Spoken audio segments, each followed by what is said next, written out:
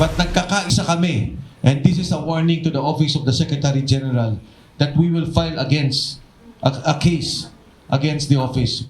Paglabag sa saligang batas at sa panuntunan ng Kamara ang pagtanggi ng opisina ni House Secretary General Attorney Sheloy Garafil na tanggapin ang reklamong impeachment laban kay Pangulong Ferdinand Marcos Jr. kahapon, araw ng Huwebes, January 22.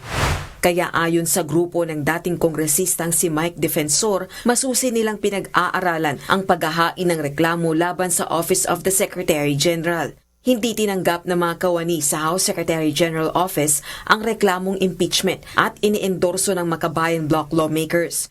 Gayun din ang impeachment complaint ni na Defensor dahil wala sa Pilipinas si Garafil at nasa Taipei para sa pagkilalang iginawad ng pamahalaan doon.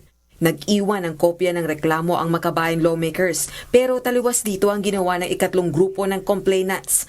Naniniwala naman si House Justice Committee Chairperson at Batangas 2nd District Representative Jervil Luistro sa posibleng dahilan kung bakit hindi tinanggap ng mga kawani sa House Secretary General's Office ang ikalawa at ikatlong reklamong impeachment laban kay PBBM. With regards to the dilemma of these two complainants who were not able to file their respective complaints, I think it is because it is too sensitive, reason why the staff has no confidence to judge on that concern, no? I cannot really comment on the effect with regards to the leaving of copy because the rule does not provide as to what to do when the SecGen is not around and the staff or officials remaining in the office refuse to receive the copy of the complaint. Ayon pa sa grupo ni Defensor, sangkot umano sina Speaker Faustino Boji III at maging ang presidente sa tangkang pagharang sa impeachment complaints.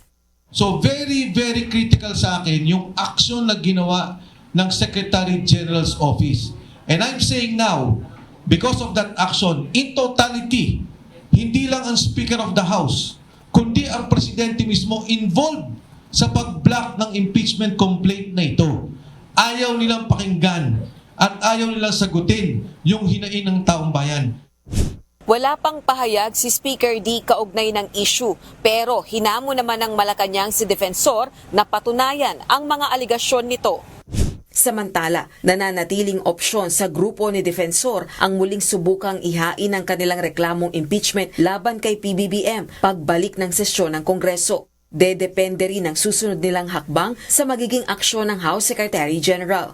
Sakaling tanggapin at mai-refer ang kanilang impeachment complaint sa House Justice Committee, nagpaabot umano ng kahandaan ang nagbitiw na kongresistang si Saldico na tumistigo sa impeachment proceedings laban kay PBBM. Dating House Appropriations Panel Chairperson si Ko na nag-akusa sa presidente at iba pang matataas na opisyal ng pamahalaan na sangkot umano sa pagtanggap ng kickbacks mula sa infrastructure projects ng gobyerno.